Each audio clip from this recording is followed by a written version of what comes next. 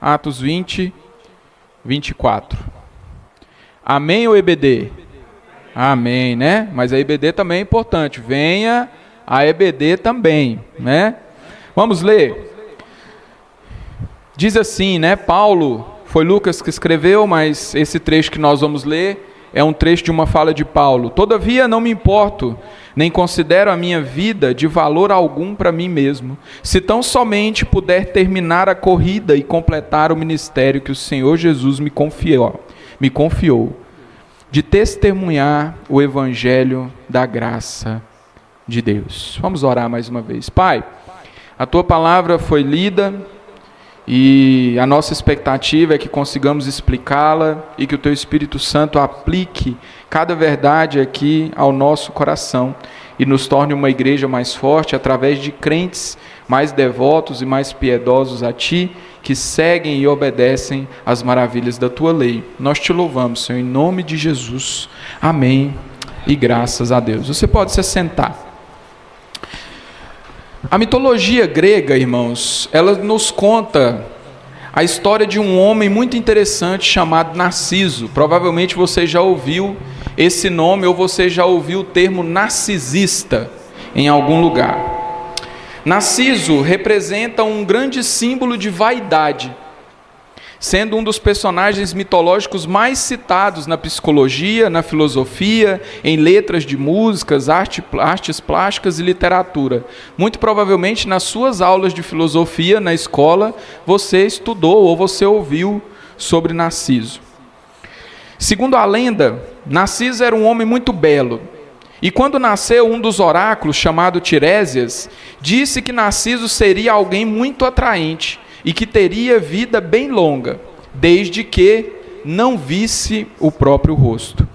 Uma vez que visse o próprio rosto, Narciso teria sua vida amaldiçoada. Certo dia, então, conta a história, durante um passeio pelo bosque, Narciso encontrou uma fonte de água cristalina que até então nenhum ser vivo havia tocado. Debruçou-se então sobre a fonte e, sem se dar conta de que se tratava do seu próprio reflexo, viu um belo jovem olhando diretamente para ele. Narciso olhou o seu próprio reflexo, mas não percebeu, porque até então ainda não tinha visto o seu próprio rosto.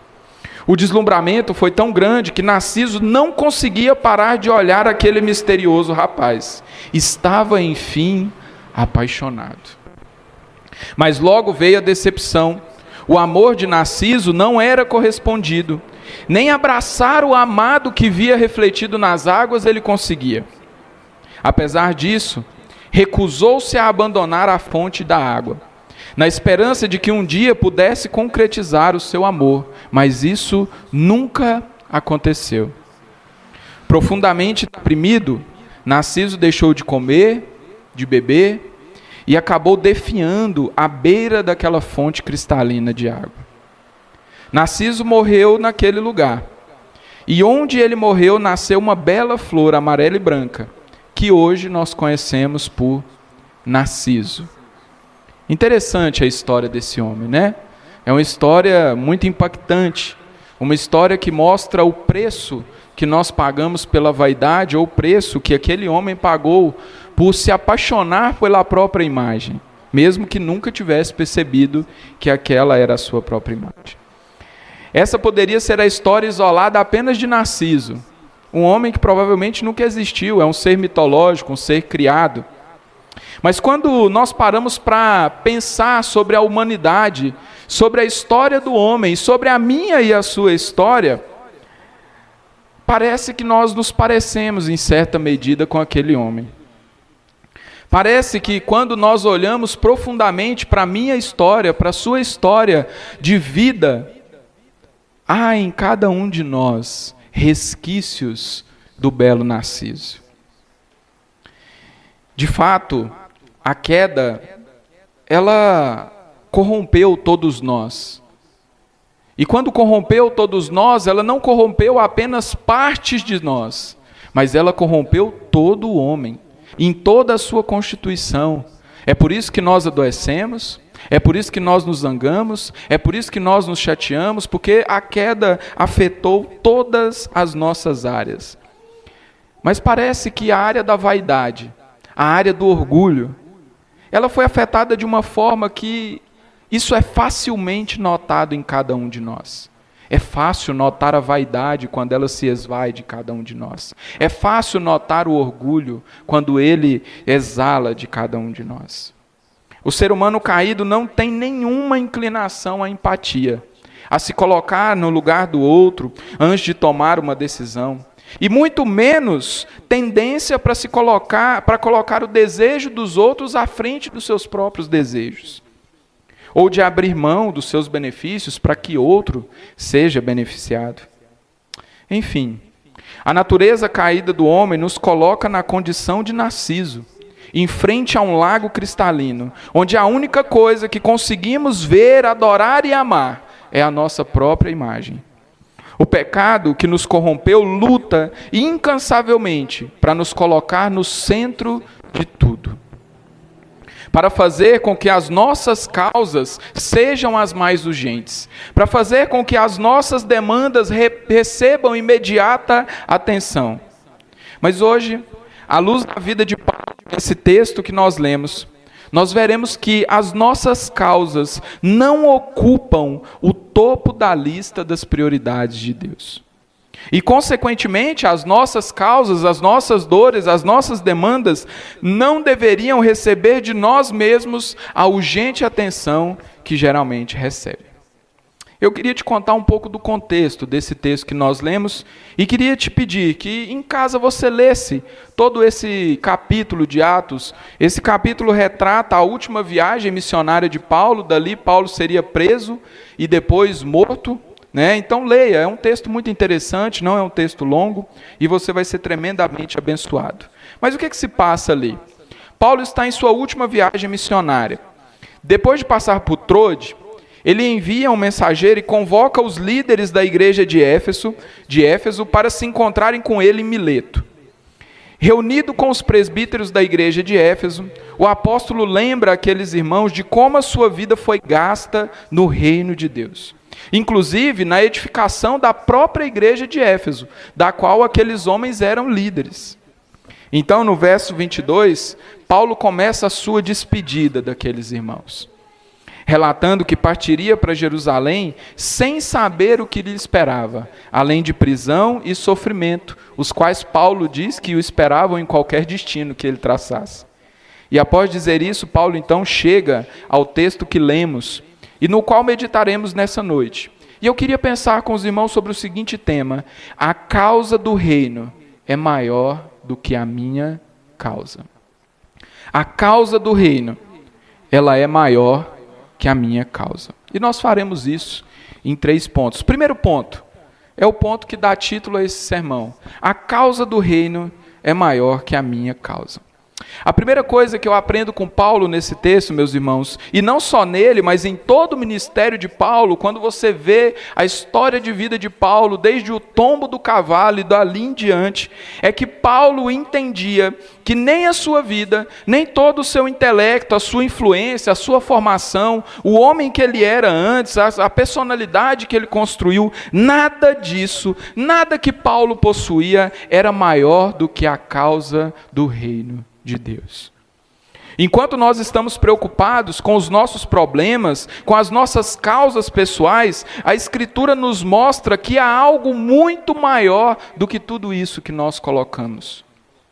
As nossas dores, a nossa vida, as nossas demandas, sejam elas financeiras, sejam elas de saúde, sejam elas quais for, não existe uma causa maior do que a causa do reino. Enquanto as nossas decisões estão baseadas em nossas preferências, em nosso bem-estar, temos diante de nós um homem, Paulo, que se gastou e se permitiu gastar por uma causa maior, a causa do reino. Paulo já não tinha em conta a sua própria vida. Paulo já não fazia questão de ter uma vida confortável, e ele vai dizer isso em algum outro texto bíblico, e vai dizer: olha, eu aprendi a passar fome e aprendi a viver onde tem muita comida. Eu aprendi a ter uma mesa farta e aprendi a viver com pouco. E nós vamos ver isso durante a história de Paulo. Paulo, apesar dos seus títulos, apesar da sua importância, não era alguém que quando chegava em algum lugar precisava ou queria ou exigia daquela igreja que o tratasse como rei ou o tratasse como alguém importante. Pelo contrário, quando Paulo chegava a alguma igreja que queria lhe dar sustento, mas ele via que aquilo poderia causar algum tipo de escândalo, ele se negava a receber aquele sustento. Ele vai dizer isso à igreja de Corinto: quando estive com vocês, eu mesmo trabalhei pelo meu sustento, apesar do obreiro ser digno do seu sustento. Paulo era um fazedor de tendas. Paulo era alguém que tinha grande formação, mas para comer e para que não pesasse a igreja, ou para que não trouxesse escândalo ou confusão para o meio da igreja, Paulo se dispôs a fazer tendas e vendê-las para que angariasse o seu sustento. Paulo entendia que muito mais do que a sua vida, ou muito mais do que aquilo que ele queria construir, ou que ele poderia construir, havia algo que ele tinha se envolvido, ou havia algo que ele tinha sido envolvido pelo próprio Deus, naquele dia em que Deus, o próprio Senhor Jesus, o derrubou do cavalo e disse: Saulo, Saulo, por que me persegues? Paulo entendia que havia uma causa maior do que as dores que sentia no corpo enquanto era açoitado, maior do que a carreira política ou militar que ele poderia construir, maior do que a carreira filosófica que ele poderia construir. Paulo entendia que o reino era muito maior e muito mais importante que isso. O exemplo de Paulo não é o único. Pensemos, por exemplo, no profeta Isaías, meus irmãos. Mesmo sabendo que todo o povo, apesar de ouvi-lo, não iria crer, Isaías não deixou de pregar. E se você for ler o texto de Isaías, se você for ler o texto que mostra o chamado de Isaías, era isso mesmo. Deus chamou Isaías: você vai pregar a todo o povo e ninguém vai se arrepender. Mas você só vai cessar de pregar até que o último deles tenha ouvido e tenha negado dar ouvidos a você. E apesar de saber de tudo isso, Isaías sabia que ele tinha uma missão a cumprir pela causa do reino. E o ministério de Isaías foi exaustivo. Isaías chegou a pregar nu, para que o povo se arrependesse. Mas nem assim o povo lhe deu ouvidos. Pense também em Jeremias, que com toda certeza foi um dos homens que conheceu de perto o sofrimento. Escreveu um livro chamado Lamentações de Jeremias. Um livro em que ele se dedica a única e exclusivamente chorar e lamentar pela condição do seu povo. Foi traído, foi tido como traidor, desprezado e perseguido. E apesar disso, obedeceu o chamado do Senhor. E por quê, meus irmãos? Porque Jeremias tinha em mente que aquilo em que ele estava envolvido era muito maior do que as dores, do que as humilhações, do que as traições, do que tudo aquilo que pertencia a ele, que era as suas demandas. E claro, nós não podemos esquecer do nosso Salvador. No Getsêmani temos uma das mais belas declarações que alguém poderia dar, demonstrando que a causa do reino era maior do que a sua própria causa. Mesmo sabendo, e Jesus sabia de tudo que lhe aguardava, mesmo sabendo de todo o sofrimento, de toda a angústia, de toda a dor que sofreria a partir dali, Jesus ora ao Pai: Senhor, se possível, passa de mim esse cálice, todavia seja feita a sua vontade e não a minha. Ou se nós pensássemos no tema que estamos pensando, Jesus poderia ter dito: Senhor, se possível, passa de mim esse cálice. Todavia, não leve em conta as minhas causas, não leve em conta o sofrimento que eu vou sofrer, não leve em conta tudo aquilo que vai me fazer padecer, mas leve em conta a causa do reino. Com isso, meus irmãos, eu não quero dizer que as demandas da nossa vida, o conforto, os nossos sonhos, o desejo, não são do interesse de Deus. Eu não quero que você saia daqui e diga: então eu não vou orar mais pela minha saúde, eu não vou mais lutar para ter um bom emprego, eu não vou lutar pelo bem-estar da minha família. Não é sobre isso que eu estou falando. Deus se importa conosco. E a sua vida, e a minha vida, e a narrativa bíblica mostram isso. Jesus padeceu porque Deus quer nos salvar. O que eu quero dizer é que essas coisas não são a prioridade. Se fossem, não sofreríamos, mas sofremos.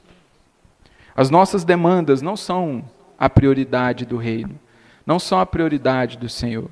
Elas são importantes, elas têm o seu lugar. Nós devemos lutar pelo nosso conforto, devemos lutar para ter uma vida confortável, mas não devemos desistir da causa do reino se isso não nos acontecer. Devemos ter em mente o que esses homens tinham em mente. Nós estamos envolvidos em algo grande. Um dos profetas disse isso: eu estou envolvido em algo muito grande. E nós devemos ter isso em mente. Compreender isso, meus irmãos, vai gerar em nós algo maravilhoso, que se chama contentamento. Sabe por que Paulo disse isso no texto bíblico em que eu citei para os irmãos? Estou satisfeito, quer na bonança, quer na pobreza. Porque Paulo entendeu que ele estava envolvido em algo muito maior. Então Paulo aprendeu a estar satisfeito, a estar contente, quer as condições fossem boas, quer as condições fossem ruins. E é isso que essa certeza produz nos nossos corações. O contentamento, a alegria, a paz do Senhor, que excede a todo e qualquer entendimento. Ela preenche os nossos corações à medida que nós entendemos que nós estamos envolvidos em algo muito maior do que nós mesmos. Compreender isso gera em nós um maravilhoso contentamento, de saber que não tendo nossas demandas ou as demandas que julgamos importantes sendo atendidas, mesmo assim, o reino continua avançando. E isso nos leva ao segundo ponto que eu gostaria de destacar com os irmãos hoje. A minha vida serve à causa do reino. Paulo, em nosso texto, deixa claro que o valor da sua vida se encontra no sucesso que ele teve por causa do reino. Vamos ler mais uma vez o texto? Se você está com ele aberto aí, me acompanhe. Todavia não me importo, nem considero a minha vida de valor algum. Agora preste atenção nessa fala de Paulo. Preste atenção no que Paulo vai dizer agora. Ele acabou de dizer: olha, a minha vida não tem valor nenhum para mim. Exceto, ou na minha tradução, se tão somente puder terminar a corrida e completar o ministério que Jesus me confiou. Paulo está dizendo: meus irmãos, o valor da minha vida se encontra em cumprir aquilo que o meu Senhor me mandou que cumprisse. Enquanto nós estamos depositando os nossos esforços em nossas próprias vidas, em nossos próprios alvos e conquistas, Paulo atribui o valor da sua vida a tudo aquilo que ele conseguiu a fazer para que o reino avançasse. Irmãos, isso é muito sério. Paulo não era um mendigo qualquer que o Senhor passou e chamou: olha, vem, me segue. Paulo não era um desocupado, Paulo não era um desempregado, Paulo não era um analfabeto. Paulo era do corpo apostólico o homem mais graduado. Paulo se formou aos pés de Gamaliel, o grande mestre da época. Paulo era alguém do exército tido em alta conta. Antes de se converter, era o homem responsável por perseguir a igreja. Paulo tinha o aval do governo para prender, matar e castigar os cristãos. Paulo não era alguém qualquer. E nesse momento, na sua última viagem missionária, se despedindo daqueles que ele não veria mais, Paulo não diz: olha, meus irmãos, provavelmente eu não vou vê-los, mas o que eu levo dessa vida são os meus diplomas, são as minhas conquistas, são as minhas medalhas de honra. Não. Paulo diz àqueles homens: olha, meus irmãos, se há algo valioso na minha vida, se a minha vida teve algum valor, esse valor se encontra naquilo que pude fazer, na corrida, ou enquanto cumpria a missão que o Senhor me deu. Vivemos de uma forma como se Deus, Jesus, o Espírito Santo, o Reino e a Igreja fossem meios para que nós mesmos alcançássemos os nossos objetivos, ou para que tenhamos nossas causas socorridas ou os nossos problemas resolvidos. Muitas pessoas, quando a igreja surge no século IV, o sonho dos pais da época era que seus filhos se tornassem padres. Era que seus filhos estudassem teologia para trabalhar na igreja. Porque era o melhor cargo da época. Era como se tornar um médico hoje ou um advogado. Mas por que aquelas pessoas queriam fazer parte do corpo eclesiástico? Não era porque eram vocacionadas, ou porque tinham recebido um chamado do Senhor, ou porque estavam dispostos a sacrificar a sua vida pela causa do reino. Não, era porque era financeiramente bom, era seguro, você estaria ali protegido pelo Estado, você estaria guardado. E ainda assim, hoje é assim. Vinha conversando com um colega e a gente vinha falando sobre igreja. E nós chegamos a uma triste conclusão. O melhor negócio do mundo hoje é a igreja. Como é fácil, irmãos, ganhar dinheiro numa igreja. E você vê isso a todo tempo. Homens que dão a si mesmo títulos grandes e impressionantes.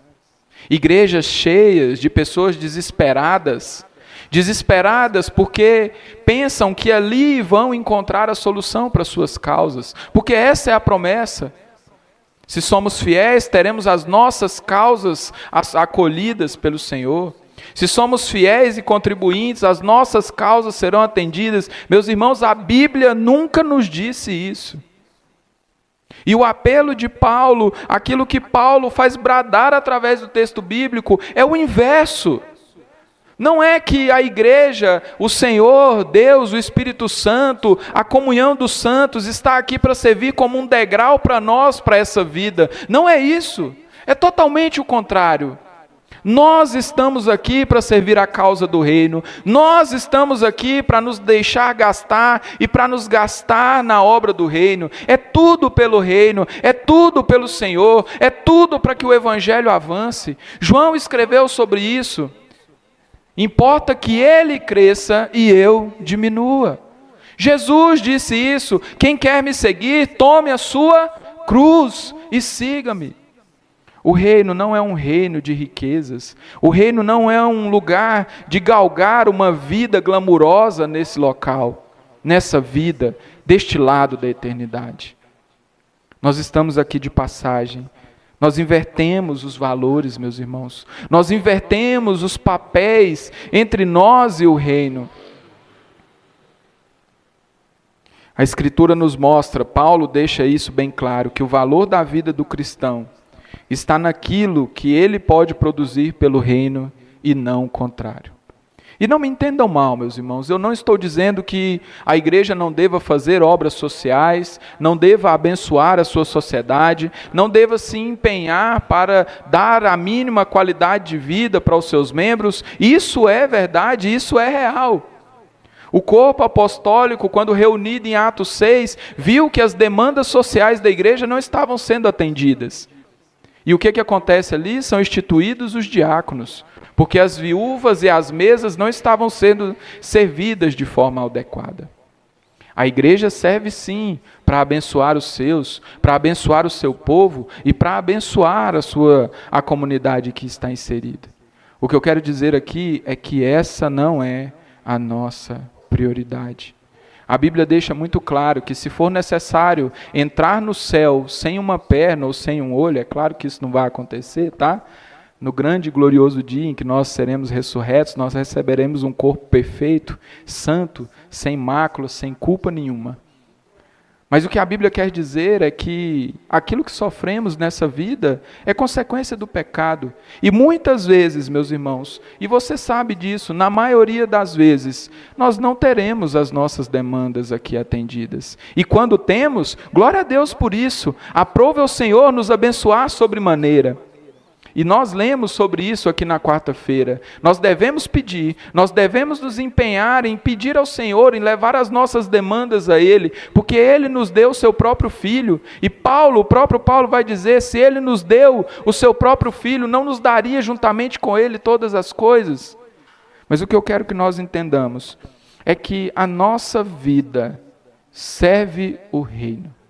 E se nesse caminho nós enriqueceremos, nós teremos uma vida glamurosa, nós teremos uma vida boa, amém por isso. O Senhor não nos proíbe de ter essa vida.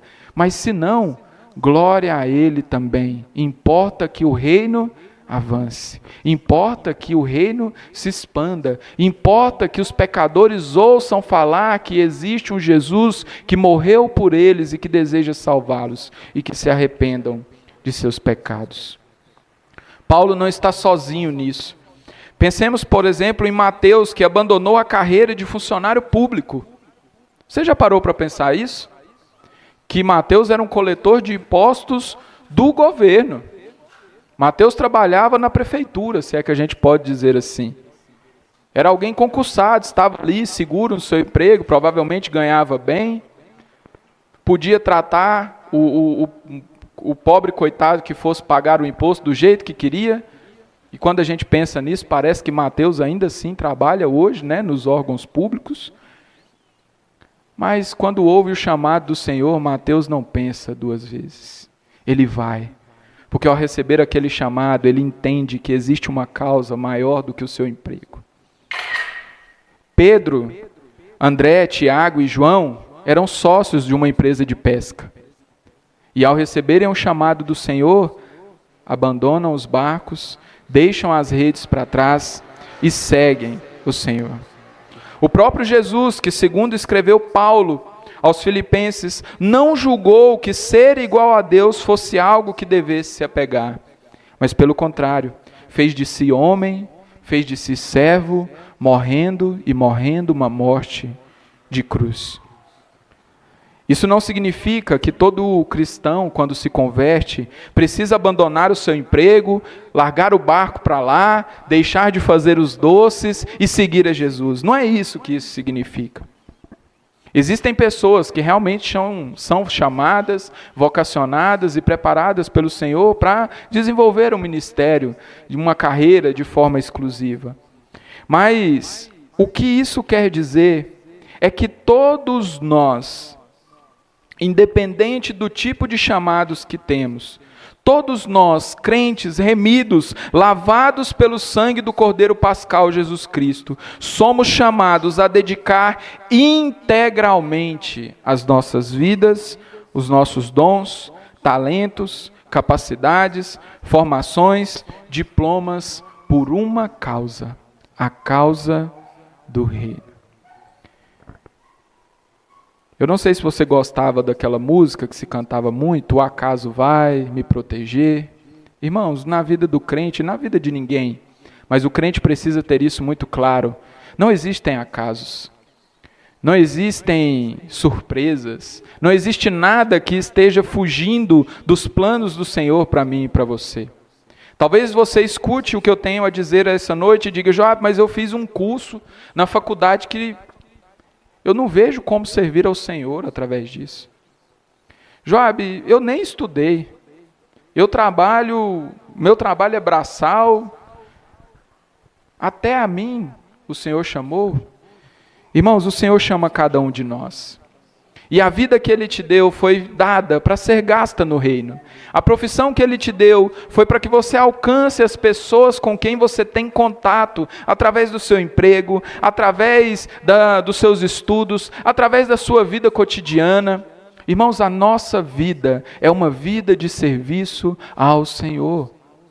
O cristão não vive uma vida dúbia, o cristão não vive uma dicotomia de ter uma vida, uma parte da vida dedicada ao Senhor e uma parte da vida sendo uma parte secular. Eu sou crente quando eu saio do meu trabalho, mas lá no meu trabalho eu sou delegado, eu sou atendente, eu sou qualquer outra coisa, mas isso é separado. Não, meus irmãos. A nossa vida, ela é toda dedicada ao Senhor. E veja, preste muita atenção nisso que eu tenho para te dizer agora. Existem locais no mundo em que o evangelho não chegou porque os missionários eram missionários. Você acredita nisso? Existem pessoas no mundo, existem locais do mundo que o evangelho não chegou porque os missionários eram missionários. E eu vou te explicar isso. Existem locais no mundo que, se você se denomina missionário, pastor ou minimamente crente ou cristão, você não entra. E ao descobrirem que você é um cristão, que você é um crente, você vai ser expulso daquele local. E nesses lugares, sabe quem o Senhor usa para entrar e para pregar o evangelho, para fazer com que o reino avance, para fazer com que a causa do reino ganhe terreno? Médicos, professores, turistas. Isso foi usado por Deus para que o evangelho chegasse a tantos locais que os denominados pastores, missionários ou até mesmo crentes nunca nem entrariam. A nossa vida serve à causa do reino. E o local onde estamos, seja trabalho, escola ou até mesmo uma viagem. Quem sabe, nessa viagem, o nosso pastor, sendo apenas um turista perambulando pela Bahia e curtindo as suas férias, não teve a oportunidade de falar para alguém do evangelho, talvez a oportunidade que ele não teria se ele chegasse dizendo: olha, eu sou um pastor batista. E talvez aquela pessoa falando: eu tenho raiva de pastor, eu quero distância de pastor. E talvez vai ser assim comigo e com você. Nós vamos conversar com as pessoas, nós vamos mostrar o evangelho, expor a escritura, e só depois disso, essa pessoa saberá que nós temos esse título. Não que você tenha que ser o crente 007, tá? Que ninguém sabe que você é crente. As pessoas precisam notar isso em você e você precisa ter orgulho de dizer isso. Mas o que eu quero dizer é que servir a causa do reino, servir ao Senhor, servir à igreja, não é algo só para o clero da igreja, só para o pastor, para os diáconos e para os líderes de ministério. Servir ao Senhor e proclamar as boas novas do reino é para mim, é para você e é para cada um de nós. É um chamado a todo discípulo, é um chamado a todo cristão.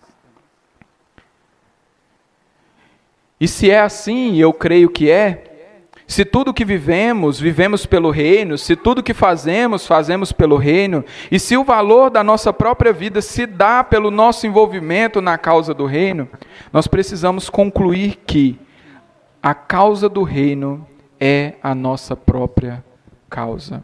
E esse é o nosso último ponto. A causa do reino deve ser a nossa própria causa. Mais que entender que existe uma causa maior e mais nobre do que todas as minhas, e que meu envolvimento nessa causa é o que trará valor à minha vida, precisamos fazer do reino, precisamos fazer do evangelho, da expansão do evangelho no mundo, a nossa própria causa. Paulo diz no texto que lemos que a sua vida só possui valor porque ele desenvolveu uma carreira na missão que lhe foi confiada. Paulo fez do testemunho do evangelho a sua própria causa e nada importava para Paulo, desde que o seu objetivo fosse concluído. Se você for ler as cartas de Paulo à igreja de Corinto, ele vai fazer uma breve lista, talvez um capítulo todo, só dizendo o que sofreu. Naufrágios, açoites, espancamento, apedrejamento. Paulo foi tido como morto, mas ele diz: de nada me orgulho, porque fazia isso em pró do evangelho.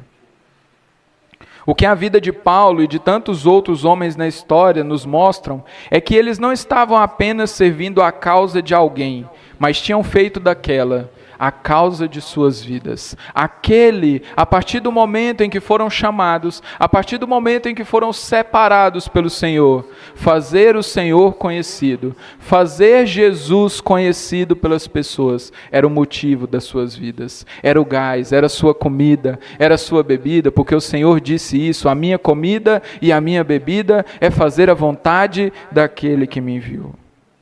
E quando nós assumimos essa postura, como nós assumimos a causa do reino como nossa, nós podemos compreender melhor e quem sabe até fazer uso das palavras de Paulo. Estou dividido entre dois desejos. Quero partir e estar com Cristo, o que seria muitíssimo melhor. Contudo, por causa de vocês, é mais importante que eu continue a viver. Ciente disso, estou certo de que continuarei vivo para ajudar todos vocês a crescer na fé e a experimentar a alegria que ela traz. Paulo chegou a uma conclusão e disse isso às suas ovelhas ou àqueles que os ouviam. Irmãos, eu concluí que seria melhor morrer agora e estar na glória. E por muitas vezes nós pensamos sobre isso. Mas ele diz: eu fico dividido entre o prazer de estar com Cristo, o que seria muitíssimo melhor, e a necessidade de continuar com vocês para que a causa do reino avance. E ele conclui dizendo: ciente disso, eu estou certo que continuarei vivo para que vocês cresçam na fé, para que vocês experimentem a alegria que a fé em Jesus Cristo traz. Ou como nós já citamos nessa noite, nós poderemos dizer como João: é necessário que ele cresça e que eu diminua. Mesmo que para isso o sofrimento me bata à porta, as dores e as fadigas dessa vida me ameacem, mesmo que para isso a minha vida seja perdida de fato, mesmo que morramos, é necessário que o Senhor cresça e que nós diminuamos. E assim, chegando ao fim da vida, mesmo que nem todos os nossos problemas estejam resolvidos, e nem todos serão, nós partiremos ao túmulo com muitos problemas por resolver, com muitas dores a serem saradas, com muitas necessidades que nós queríamos que fossem atendidas. Mesmo que nem todos os nossos objetivos sejam alcançados, nem todas as nossas causas atendidas, possamos estar orgulhosos de dizer como Paulo: combati o bom combate, completei a carreira e guardei a fé. E assim, meus irmãos, ouviremos da boca do nosso Senhor: servo bom e fiel, foste fiel no pouco, no muito te colocarei. Entra e partilha da alegria do teu Senhor. Narciso, de quem falamos no começo, morreu. Morreu admirando a sua própria beleza no reflexo cristalino da água de um riacho. Não conseguiu contemplar tudo o que rodeava, ele não conseguiu contemplar a beleza da criação, a beleza das pessoas, a beleza do que nós temos estudado no SBC, a beleza de boas amizades, a beleza da comunhão. Narciso não viveu um amor como muitos de nós vivemos com os nossos cônjuges. Apesar de que a história conta de que toda pessoa que lançava o olho em Narciso, no mesmo momento se apaixonava por ele. Mas ele não conseguiu viver um amor. Uma vida brilhante, desperdiçada, perdida, olhando apenas para si. E há na história alguém tão brilhante quanto Narciso, que também morreu jovem, mas que, diferente de Narciso, não padeceu por amor de si, e nem mesmo padeceu vislumbrando a sua própria imagem ou a sua própria vontade, os seus próprios desejos, mas morreu por amor de mim e de você. Morreu por amor a cumprir aquilo que o Senhor tinha dito, tinha ordenado que ele cumprisse. Morreu vislumbrando a vida que nos daria através da sua própria morte. Morreu porque sabia que através da sua morte ele nos transportaria do reino das trevas para o reino da sua maravilhosa luz. Morreu para que se tornasse o caminho, a verdade, a vida. Morreu a minha morte, morreu a sua morte. Isaías vai dizer que ele levou sobre si os nossos pecados, as nossas dores levou sobre si. O castigo que estava sobre ele era nosso, e pelas suas pisaduras, eu e você fomos sarados. Jesus morreu, não vislumbrando a sua própria imagem. Jesus não definhou à beira de um riacho, mas foi pregado numa cruz, e Paulo escreve que mesmo sendo Deus, Jesus não tinha isso como prioridade.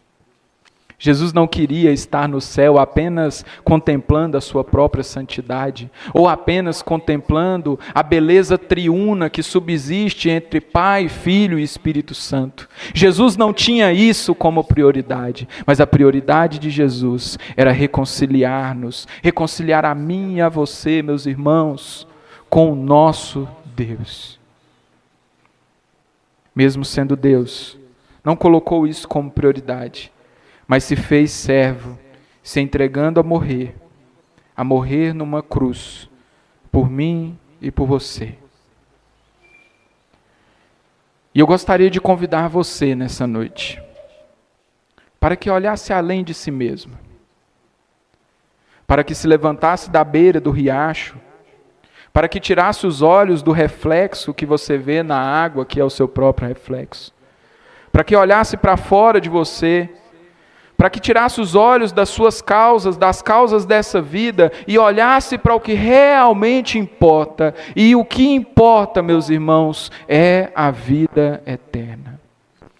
Essa vida é passageira, meus irmãos. A Bíblia diz que essa vida é como vapor, é como a neblina que agora se vê e mais tarde se dissipou. Essa vida dura muito pouco. E essa semana nós vimos isso. 70 vidas perdidas. Em uma queda, em um fato. Pessoas que tinham expectativas, pessoas que tinham sonhos, pessoas que tinham causas a serem resolvidas. E talvez, quem sabe, pessoas que não tinham resolvido a maior causa de suas vidas ainda. Pessoas que não ouviram, ou que ouviram a mensagem do Evangelho e não deram valor, não deram atenção, como o pastor Johnny gosta de dizer, e padeceram. Hoje eu gostaria de convocar você a tirar os olhos de você mesmo e colocar os olhos no que realmente importa, que é Jesus. Olhe para Ele, contemple a beleza da santidade do Senhor, não deixe de fazer isso, faça isso hoje. E se, ouvindo isso, você ainda entende que os seus olhos estão postos no rio cristalino que reflete a sua própria imagem, e que você precisa tirar os olhos dali e olhar para o Redentor, olhar para a cruz, olhar para aquele que padeceu por mim e por você, faça isso hoje. Não saia daqui sem tomar esse tipo de decisão, porque isso realmente importa. Isso realmente importa. E se você já creu em Jesus, hoje Ele te chama para fazer a causa dele a sua causa. Para olhar para o reino e dizer, essa é a missão da minha vida. Essa não é apenas a missão do pastor, essa não é apenas a missão da liderança da igreja, essa missão não é para alguns poucos, mas essa missão também é para mim. A Bíblia diz que a seara é grande e os trabalhadores são poucos. E o Senhor nos encoraja, ore ao dono da seara, para que envie trabalhadores. Ainda em Bela Vista, quando o pastor Newton ainda era pastor, nós pregamos uma série de sermões. E a série se chamava Há Vagas. E para essas vagas, meus irmãos, você não precisa ter um currículo especial. Você não precisa ser formado em teologia, você não precisa ser crente há 10 anos, você pode começar isso hoje. Você pode começar isso agora, dizendo ao Senhor, Senhor, eu não quero olhar mais somente para mim, eu não quero mais ter somente as minhas causas resolvidas, mas importa que o Senhor cresça e que eu diminua. Importa que nós façamos por Jesus isso, assim como Ele fez por cada um de nós. Sabe para quê? Para que ao nome de Jesus, todo joelho se dobre e toda língua confesse que Jesus Cristo é o Senhor, para a glória de Deus Pai. Amém.